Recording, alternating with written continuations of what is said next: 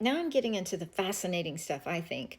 The saints in the world happened during the millennial reign of Christ for 1,000 years. It's already happened. This is the little season, in my opinion, based on all the research and based on the evidence, the physical evidence all around us. I've traveled around the world. I've seen things that you just cannot explain and that are so obvious that there was an advanced civilization that was destroyed. We were told that the saints walked the earth with Christ. And I personally do not believe that a man named Jesus walked on the earth for 1,000 years. Christ is an age. I could be wrong, but Christ, the important part is that it is an age.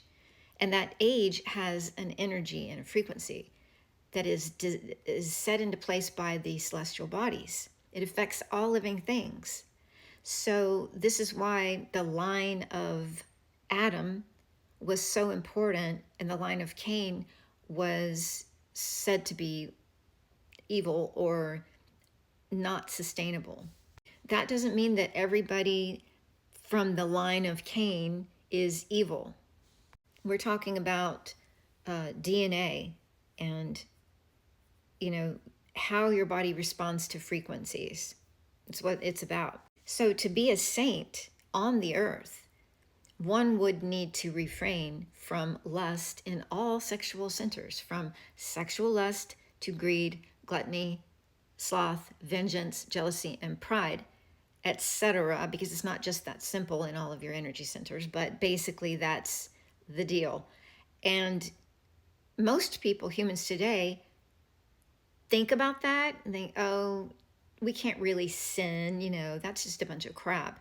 Well, the sin is when you are in a low vibration and you are stuck in anger or lust or greed or, sadness. All of those things are unstable vibrations. And so when you're in an unstable vibration, you're living in a very uncomfortable space. That's not the same as being a saint that is in a state of peace and absolute higher consciousness. So this is what the Bible meant by you cannot be lukewarm. You have to choose that path to refrain from those things or not. It's up to you. And the judgment doesn't come from a man in a robe that's going to tell you to burn in hell. The judgment is the consequences that we will face for making that choice, either choice. You have bad consequences if you do not take responsibility for yourself. We all know that. If you don't take responsibility and do what you need to do to make to match the frequency of what you want, you're not going to. We have free will, so we can choose for ourselves what we want to do. And a lot of gurus and teachers will say, don't be lazy. Being lazy means you're going to just end up suffering because you didn't have the willpower to choose to do something that would elevate you spiritually and physically.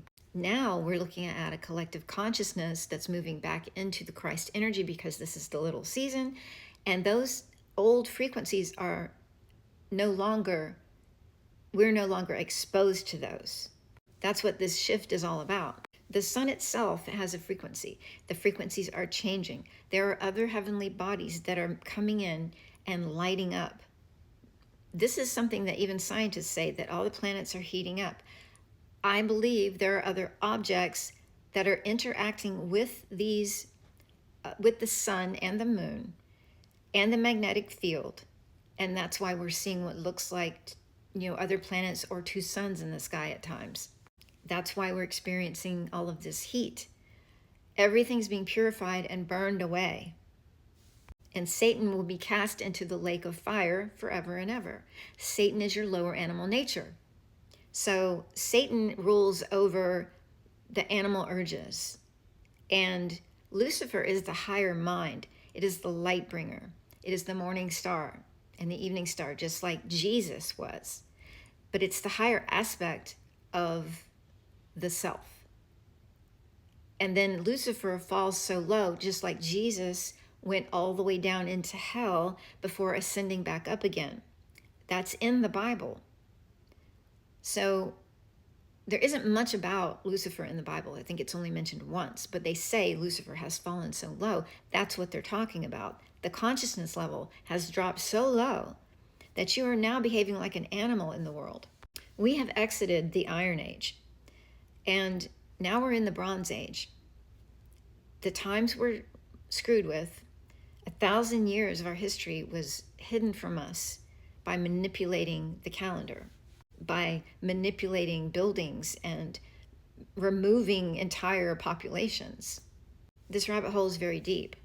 This world, it could be here eternally, infinitely, but you as a human being are infinite spiritually. You are not permanent. Your body's not permanent. And life is very quick, especially when you're my age, 62. I am always thinking about the time of death, what's going to happen when I die, because I want to be prepared and be lucid so that I can choose through my mental and emotional body that remain there after my physical body is gone, right? That Merkaba energy body will assimilate with a higher another magnetic field that's bigger and greater than it. And this is why the Native Americans would choose a fractal place to die, so that their spirit could go out. And so they would look for, fractal areas. That means like repeating patterns in nature, instead of being stuck in a building. And that's why you have ghosts in buildings. They get stuck in there because it's not fractal. It's like an electromagnetic Tesla cage or something, a Faraday cage. I could be wrong about that. Anyway, it will get easier as society as a collective changes, the way it thinks and the way it operates, and we change from a patriarch to a matriarch, because that is more holistic, it is more nurturing and inclusive, and it is the shareable waves that one needs to create a beautiful, happy existence where there is not as much suffering in the world. We may never end suffering completely at this level. Like, I don't believe the physical world is just going to stop being the physical world, but people have the option at the moment of death to move out of this realm, no matter how beautiful it may seem, utopian, and go into higher realms of existence that are less dense as this world, but just as real. So it's not escapism. It's a choice to no longer suffer and no longer experience conflict and friction and pain and the kind of challenges that we face here in this world.